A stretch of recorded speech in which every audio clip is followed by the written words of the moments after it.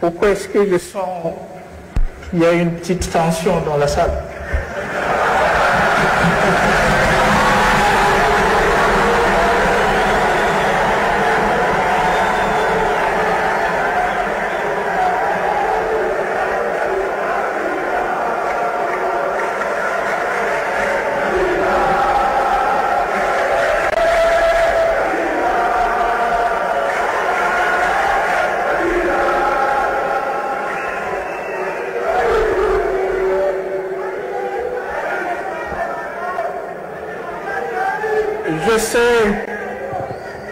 Je sais pourquoi il y a une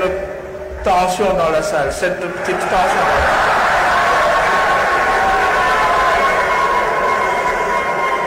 Vous voulez bien savoir pourquoi? C'est précisément parce qu'il y a dans cette salle ceux qui pensent qu'aujourd'hui, coûte que coûte, impérativement,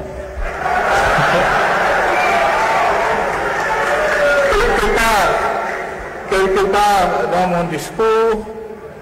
je dois dire, mesdames et messieurs, comprenez mon émotion.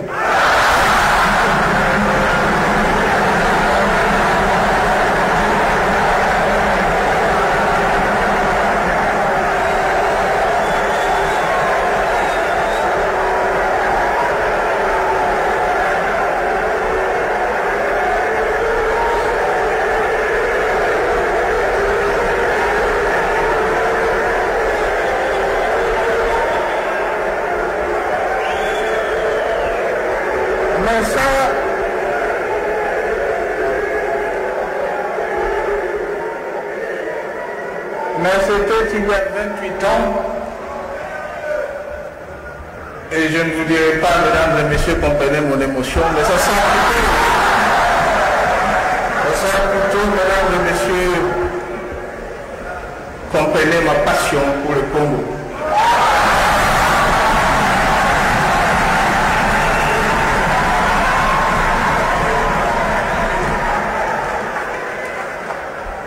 Honorable Président de l'Assemblée nationale, honorable Président du Sénat, honorable député, les sénateurs, distingués invités, mes chers compatriotes, pour la 11e fois, depuis l'entrée en vigueur de notre loi fondamentale, je me fais le devoir de rendre compte à notre peuple sur l'état de la nation devant les deux chambres du Parlement réunies en Congrès.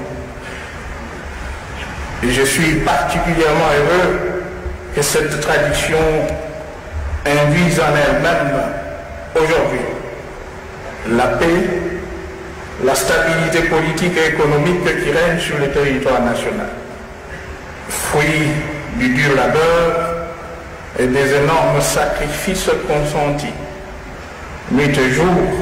avec le soutien de toutes les institutions de la République, afin que l'héritage nous légué par nos aïeux se consolide et vive à jamais.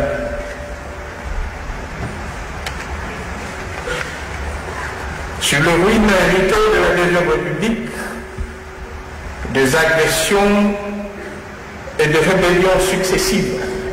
qui, depuis 1998,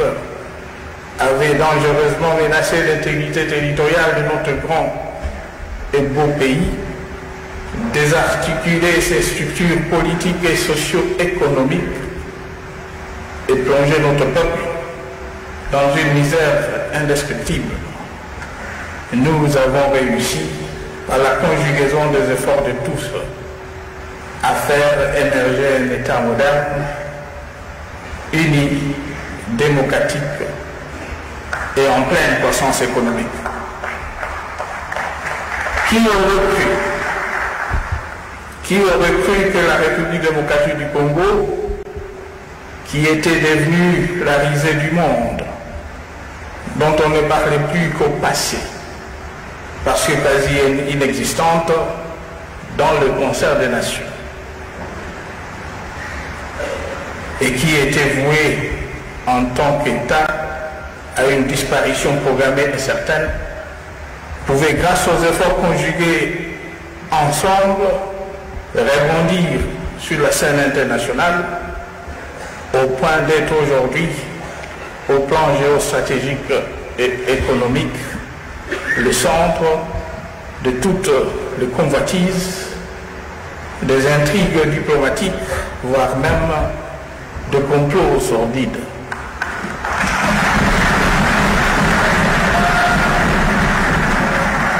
Mes chers compatriotes, je voudrais saluer ici la ténacité et la détermination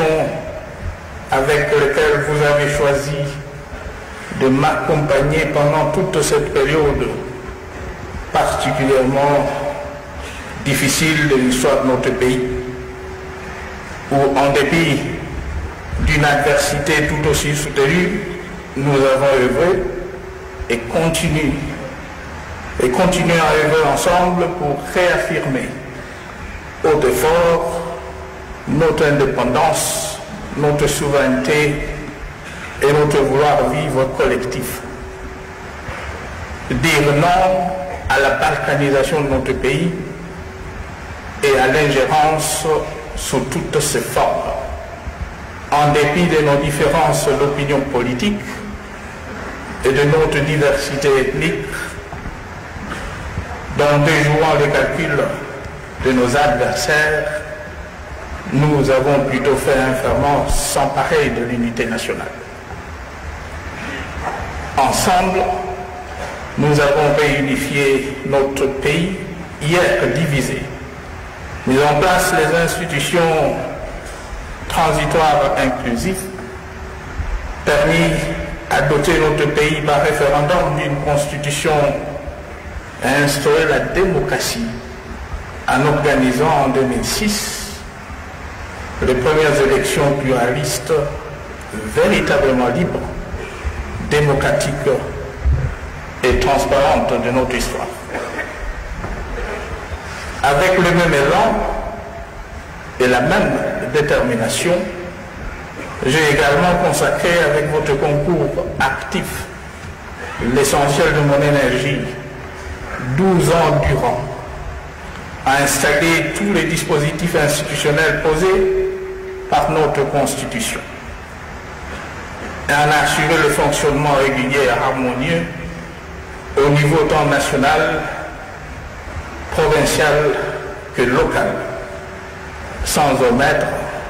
les institutions d'appui à la démocratie. Dans cette perspective, la réforme de l'État engagée depuis 2015 nous a permis de donner une âme à la décentralisation territoriale à travers l'installation de 15 nouvelles provinces qui sera très bientôt complétée par la mise en place de la Caisse nationale de péréquation. Parallèlement, la justice de notre pays a connu quant à elle un coup de fouet à travers l'éclatement de l'ordre juridictionnel existant en deux ordres de juridiction, judiciaire et administratif, coiffés respectivement par la Cour de cassation, le Conseil d'État, en plus de la Cour constitutionnelle. Quant à notre administration publique, elle est soumise à une cure d'amaigrissement, de rajeunissement et de modernisation, à travers le contrôle des effectifs et de la masse salariale, ainsi que la mise à la retraite honorable de ceux ayant rendu de loyaux services à la nation. Il en est de même de l'organisation de concours d'admission sous statut et de la formation de jeunes recrues par notre École nationale d'administration, fruit de la réforme engagée depuis une dizaine d'années, qui doit conduire notre appareil administratif à à l'éclatement entre la fonction publique nationale et provinciale. D'autres réformes institutionnelles importantes doivent encore être engagées dans tous les secteurs de la vie nationale afin d'assurer et d'améliorer davantage la gouvernance politique et administrative du pays. Mes chers compatriotes, fort de cette renaissance de l'État, je me suis employé à créer des conditions favorables au décollage d'un Congo économiquement fort et prospère, où la lutte contre les inégalités et la pauvreté constitue désormais la principale mission assignée au gouvernement. Là aussi, le pari paraissait impossible, car au plan économique, nous avions hérité également d'une situation catastrophique. Au cours de la décennie 90,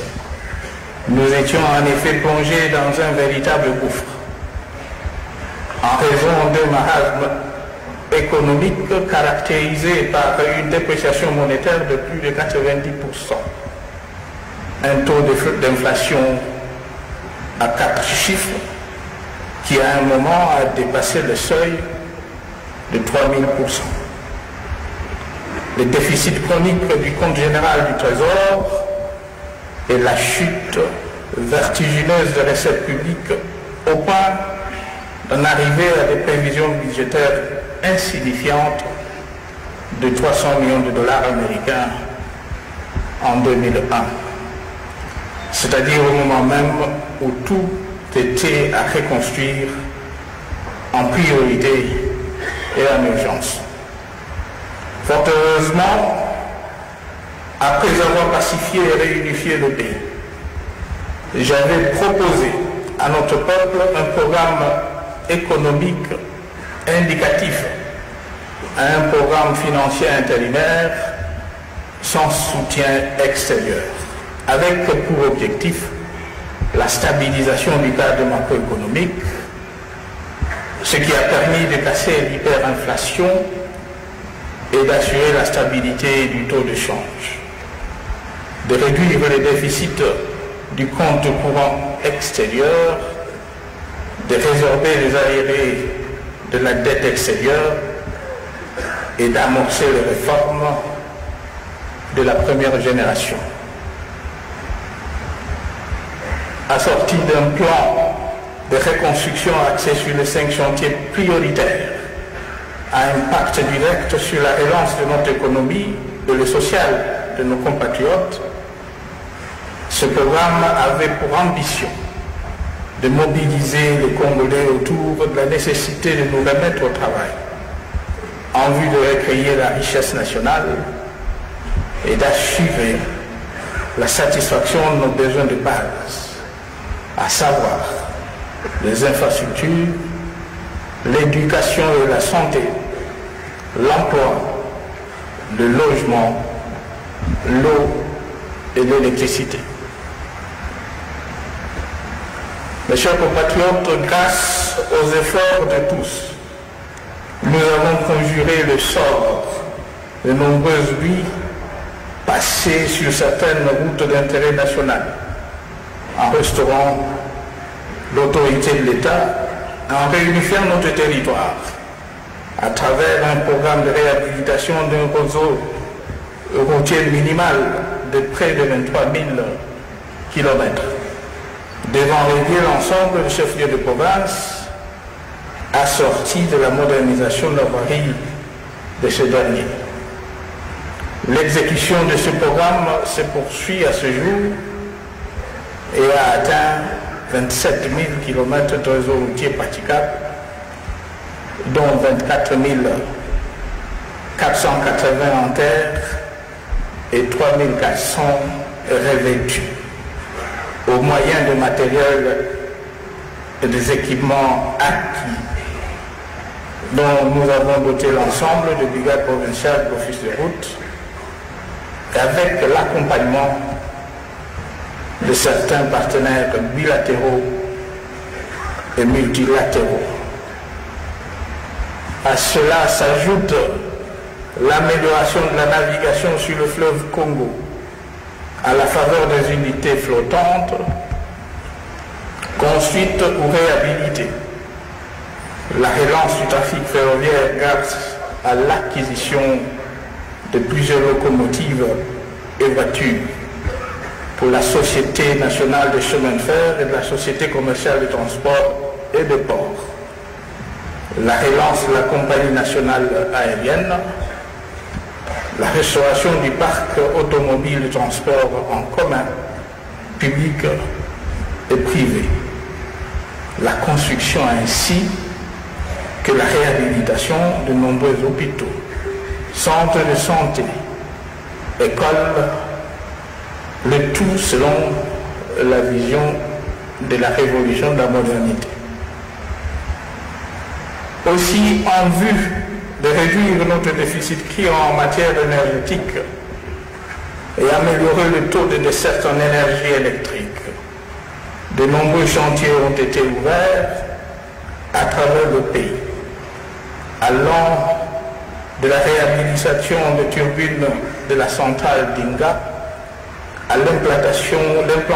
de microcentrales hydroélectriques ou solaires,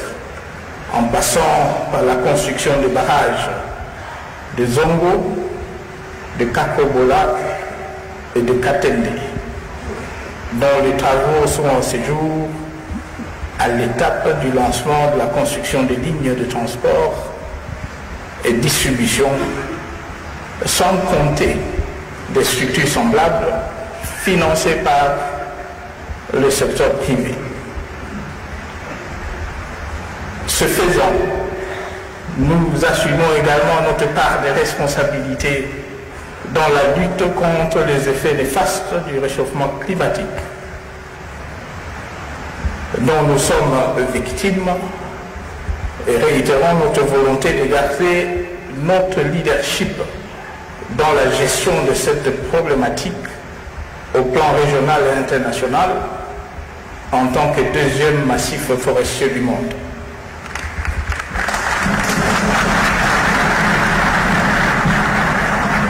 Mes chers compatriotes, l'État ne pouvant pas avoir la prétention de régenter l'ensemble du processus de développement de notre pays, nous avons résolu par ailleurs d'engager des réformes structurelles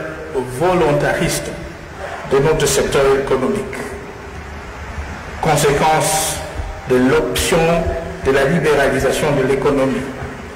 levée depuis l'an 2002, afin d'offrir l'opportunité au secteur privé de participer à l'effort du redressement national. Ainsi, à la faveur de lois votées par les deux chambres du Parlement, des secteurs comme ceux de l'électricité, des hydrocarbures, de mines, de télécommunications et récemment celui des assurances, ont été libéralisés. Parallèlement à la réforme des entreprises publiques, de nombreux textes législatifs et réglementaires concourent également aujourd'hui à la promotion de la concurrence ainsi qu'à l'amélioration de la gouvernance et de la transparence, notamment dans le secteur forestier, minier et pétrolier. Le nouveau code des investissements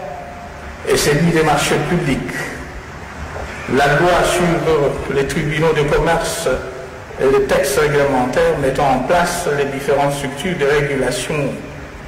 et de facilitation telles que les guichets uniques du commerce extérieur et celui de la création des entreprises ainsi que l'ANAPI ont pour vocation d'améliorer le climat des affaires, de stimuler l'investissement national et d'attirer les investissements étrangers. la loi sur le crédit bail, celle sur le régime des zones économiques spéciales, ainsi que celle sur le partenariat public-privé que je viens de promulguer, permettront par ailleurs la mise en place d'un meilleur cadre de collaboration entre les investisseurs privés et l'État dans la réalisation d'importants projets de développement. Honorables députés, les sénateurs, mes chers compatriotes, aujourd'hui, il y a lieu de se réjouir que toutes ces réformes auxquelles il faut ajouter le récent code minier et le nouveau dispositif fiscal et parafiscal qui a pour objectif la rationalisation de la collecte des ressources de l'État et qui a abouti à la suppression des taxes au niveau national et provincial redondantes et superflues et porté les fruits escomptés. De 3 milliards de dollars américains en 1960 et 14 milliards de dollars en 1997, notre PIB nominal est ainsi monté ce jour à 50 milliards de dollars à la suite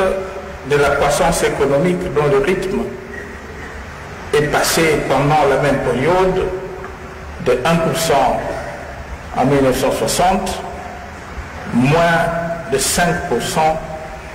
en 1997, pour atteindre 4,2% cette année, après avoir frôlé les 2 chiffres il y a seulement 4 ans, soit un taux supérieur à la moyenne de celui de toute l'Afrique subsaharienne, situé à 2,7%.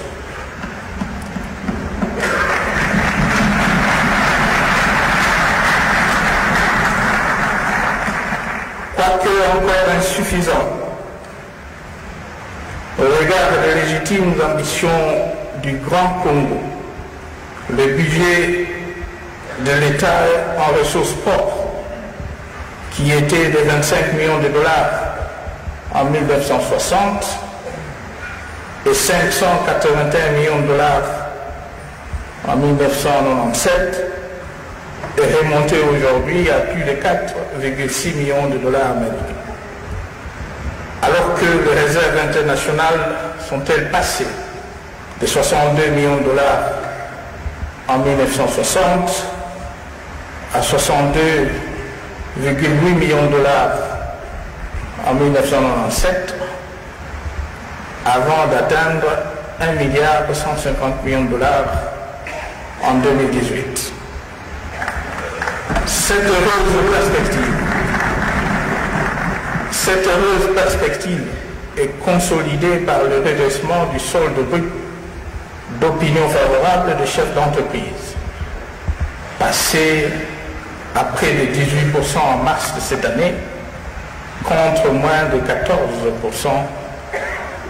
en décembre de l'année passée. L'inflation annuelle a été contenue à un niveau raisonnable de moins de 10%, tandis que le déficit budgétaire a été totalement résorbé grâce au redressement des recettes de l'État et l'amélioration substantielle des réserves d'échange. Mes chers compatriotes, il reste évident que l'amélioration et la stabilité du cadre macroéconomique du pays a eu un impact positif, notamment sur les masses laborieuses. C'est ainsi qu'à titre indicatif, la rémunération la plus basse de fonctionnaires de l'État est passée de 35 000 francs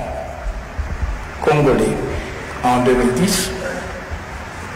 à 129 000 francs congolais en 2018.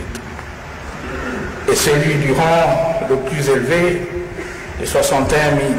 francs congolais à 1 400 000 francs congolais. Pour la même période, dans le secteur privé, le traitement des agents et cadres est passé de 300 à 1 000 dollars américains pour les cadres moyens et de 1 500 à 5 000 dollars pour les plus élevés. Quant au taux de desserte en eau potable, il est passé en milieu urbain de 45% en 2001 à 53% en 2017, grâce à la construction ou au renforcement de 7 stations de traitement, plusieurs forages et 4 captages de sources. Dans le secteur de l'éducation, primaire et secondaire, le nombre d'enfants scolarisés est passé de 10 millions en 1997 à 22 millions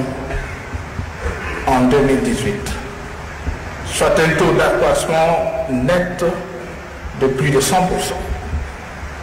Le nombre d'enfants à l'âge de scolarité pour un taux de mécanisation des enseignants de 75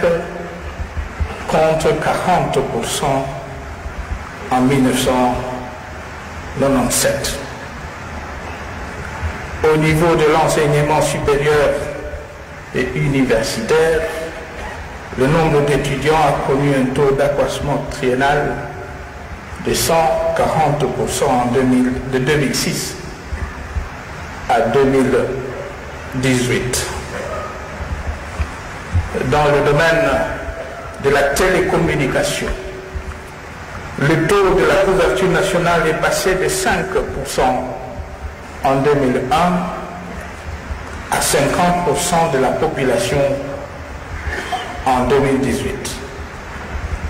Tandis que le nombre d'abonnés est passé de moins de 100% en 2001 à 36 millions d'abonnés en 2018. Et le taux de couverture en fibre optique est passé quant à lui de 0% en 2001 à 20% cette année. Quant au secteur de l'emploi, le taux de chômage de la population active a connu de 1997 à ce jour un taux de réduction de 15%. Et dans le domaine de la santé, grâce aux efforts déployés depuis 2001, les tendances de la mortalité qui étaient très élevées ont été inversées. Ainsi, le taux de mortalité des enfants de moins de 5 ans est passé de 213 pour 1000 naissances vivantes en 2001 à 104 pour 1200 naissances vivantes en 2014. Et le taux de mortalité maternelle a aussi substantiellement reculé, passant de 1200 pour 100 000 naissances vivantes en 2001 à 846 pour 100 000 naissances vivantes en 2014. Honorables députés, mesdames et messieurs, ces résultats sont dus, entre autres, aux différents programmes et projets initiés au cours de cette période, notamment celui de la réhabilitation et de l'équipement des structures sanitaires financés jusqu'à ce jour sur ressources propres à hauteur de 100 millions de dollars américains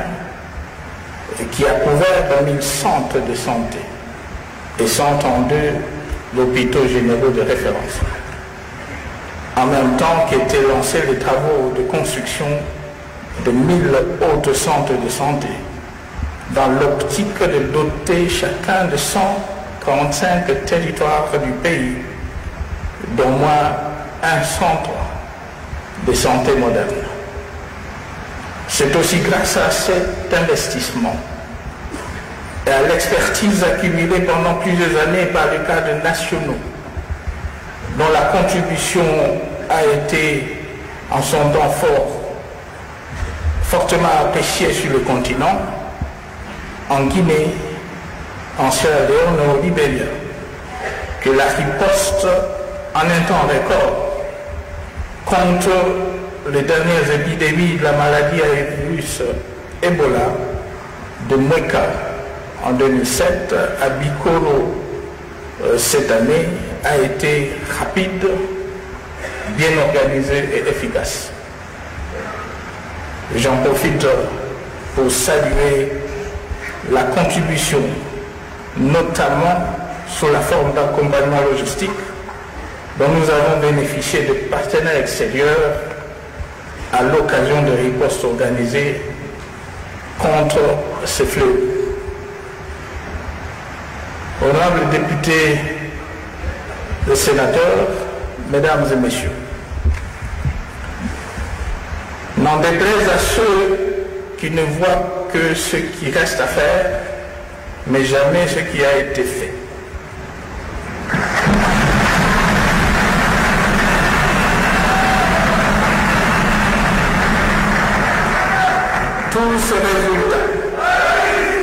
Tous ces résultats ont dû pour incidence la progression de l'indice de développement humain en République démocratique du Congo, particulièrement depuis 2016,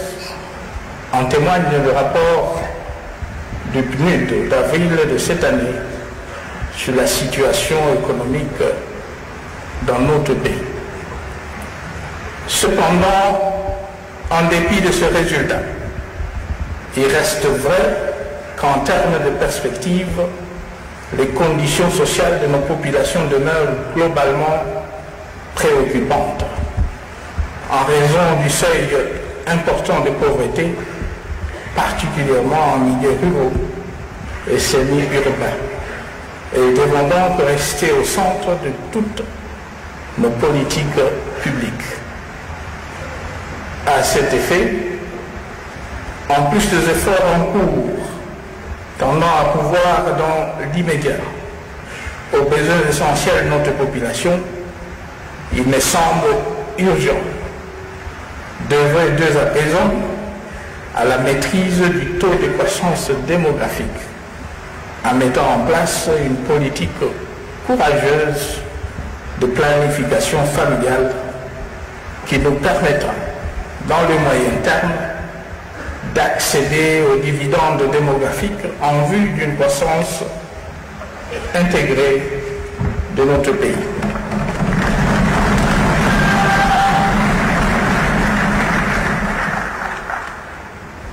De même, les progrès incontestés dans le domaine de la scolarisation de nos enfants ne devaient pas occulter la nécessité de nouveaux investissements à faire en vue d'améliorer la qualité et l'efficacité de notre système éducatif.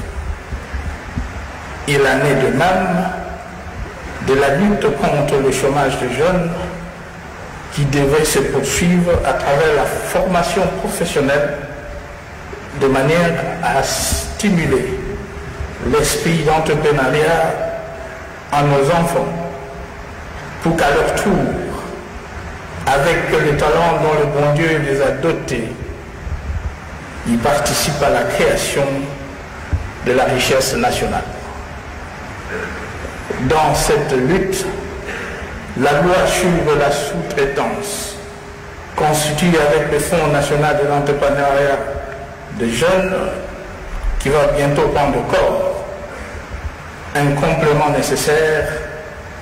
aux efforts en cours de placement menés par l'Office national de l'emploi. Au plan économique, La pérennité de notre croissance sera tributaire des engagements additionnels en matière de diversification de notre économie, à travers principalement la relance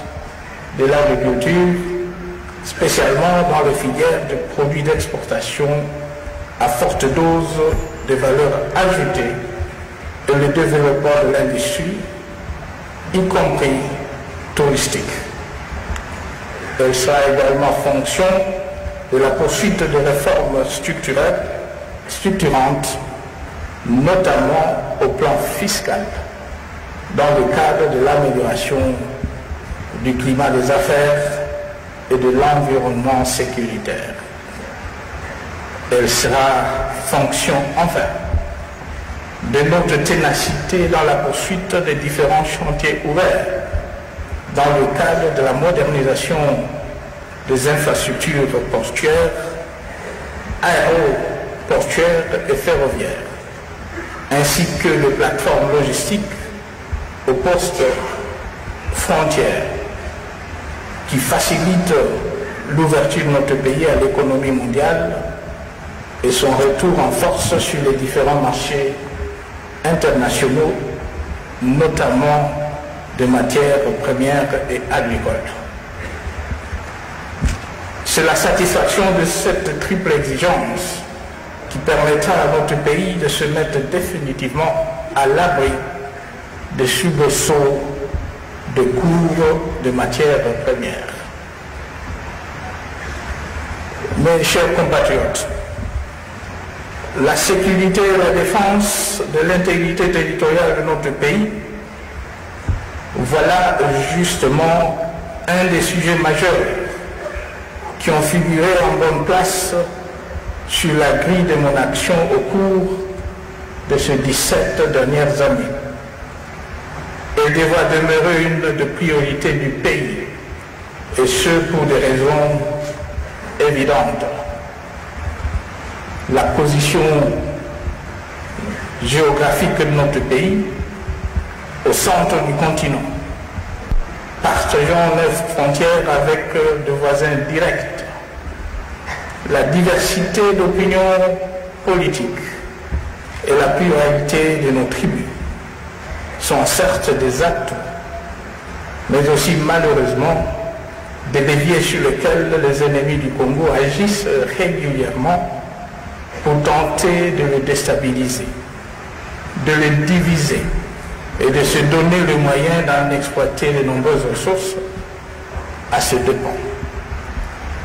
Face à cette réalité, il paraît indiqué de continuer à privilégier une politique étrangère de bon voisinage, assumant ainsi notre part de responsabilité au plan de la stabilité régionale. De même, le Congo devra rester un pays ouvert, mais entretenant des relations décomplexées avec tous les autres pays du monde.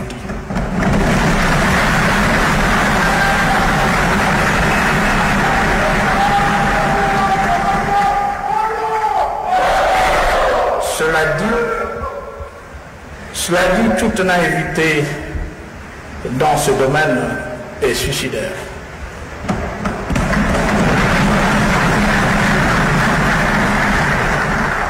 Voilà pourquoi il faudra poursuivre résolument la formation et l'équipement d'une armée moderne et disciplinée. Il en est de même de forces de police et de sécurité. C'est grâce à ces forces que les situations de tension que nous avons connues dans la partie centrale du pays, dans l'Ituri, dans le Sud Kivu et dans le Maniema sont aujourd'hui maîtrisées et sous contrôle. C'est aussi par elles que se poursuit encore avec détermination et que se poursuivra la lutte contre le terrorisme dans le Nord Kivu, et ce jusqu'à l'éradication totale de ce fléau.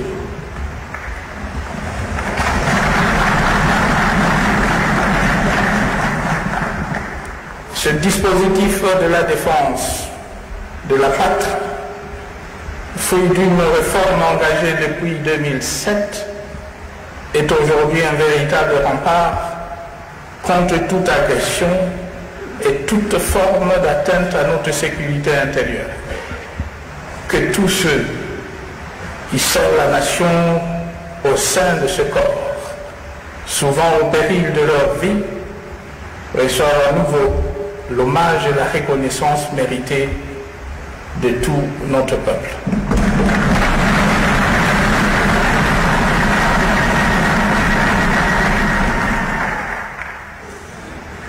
Il me semble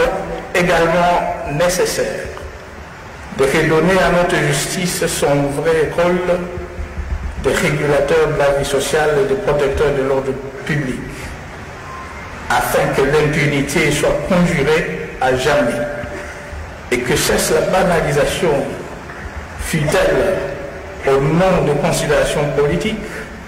des valeurs essentielles de notre société protégée par la loi pénale. Il est temps que cesse, dans cette optique,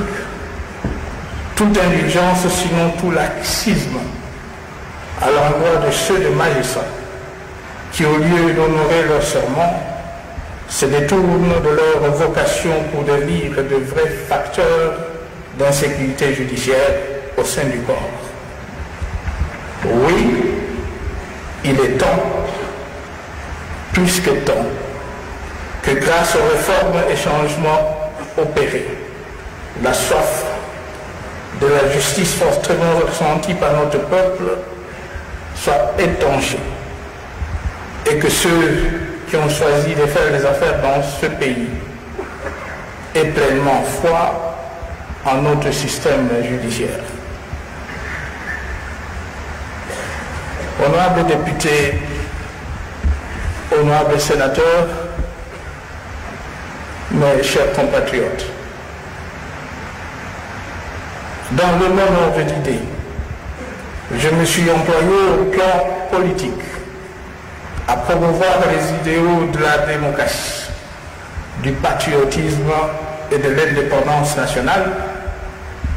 pour lesquels Simon Kimbangu, Patrice Emery Lumumba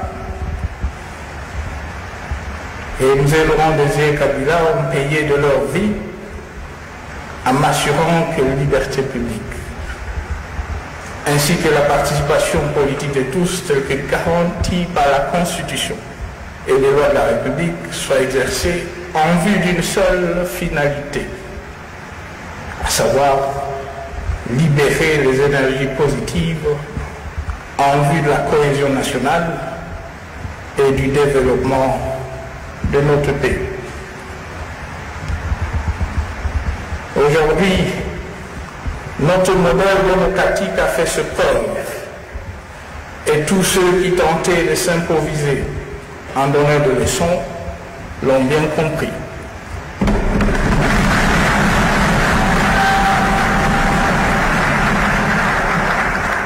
Le Congo, la République démocratique du Congo, n'ayant jamais donné de leçons à personne, il n'est pas disposé à en recevoir dans ce domaine.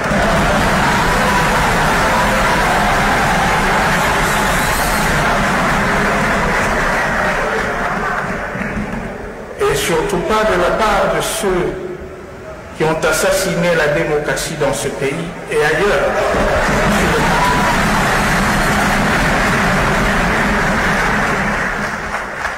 Je me dois de rappeler à ce sujet que ce ne sont ni des accusations gratuites et infondées, ni des pressions ou menaces inconsidérées, et encore moins de sanctions arbitraires et injustes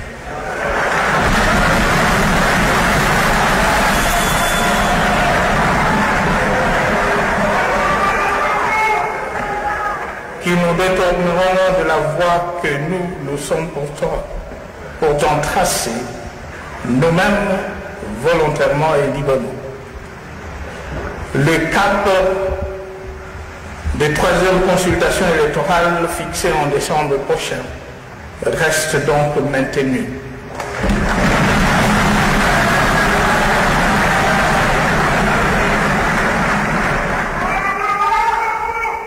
Et notre engagement à respecter la Constitution demeure lui aussi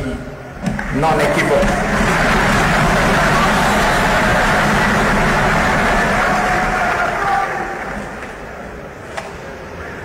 Il s'agit pour nous d'abord d'honorer le sens de notre lutte, ce pourquoi nous nous sommes tant sacrifiés avec tant d'autres compagnons.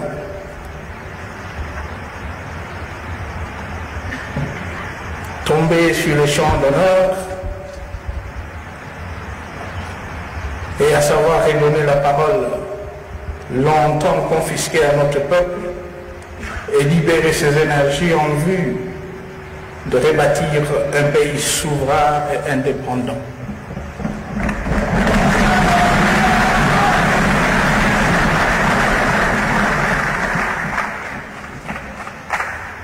Mesdames et messieurs,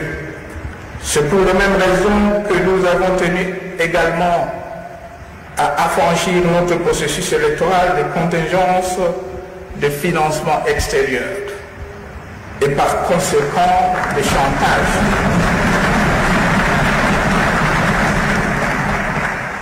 Et par conséquent des chantages de tout genre, afin de créer les meilleures conditions pour notre peuple de conférer sa pleine légitimité à ceux et celles qui sortiront vainqueurs de ces consultations.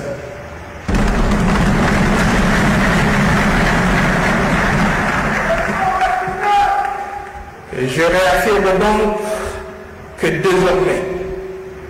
les élections en République démocratique du Congo seront réellement une affaire de souveraineté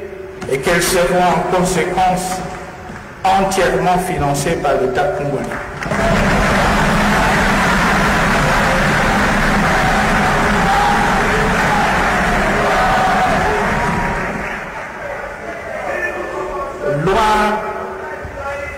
Loin de relever de la suffisance, encore moins de l'arrogance, il s'agit plutôt d'une option politique responsable qui donne un sens à notre indépendance et à notre dignité nationale.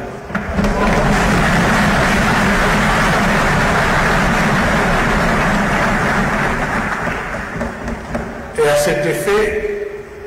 j'en appelle à la vigilance et au patriotisme de la classe politique, toutes tendances confondues, afin que les prochaines élections, ouvertes du reste à tous ceux qui en réunissent les conditions légales d'éligibilité, soient un moment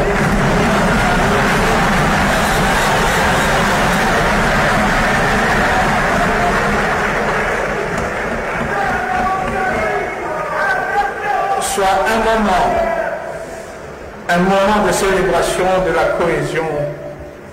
et de l'unité nationale. Que seul le Congo puisse sortir vainqueur de ces consultations afin que vive la paix, la stabilité, l'unité et le développement de notre pays. Honorable Président de l'Assemblée nationale, Honorable Président du Sénat, honorables députés et sénateurs, distingués invités, mes chers compatriotes, si la traite négrière, la colonisation, les sécessions,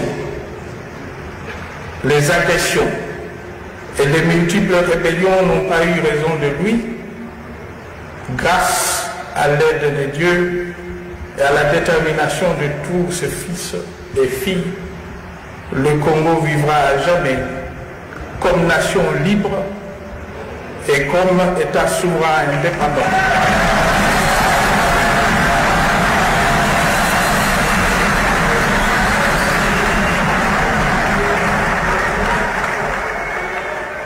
honorables députés et sénateurs, mesdames et messieurs, je vous remercie.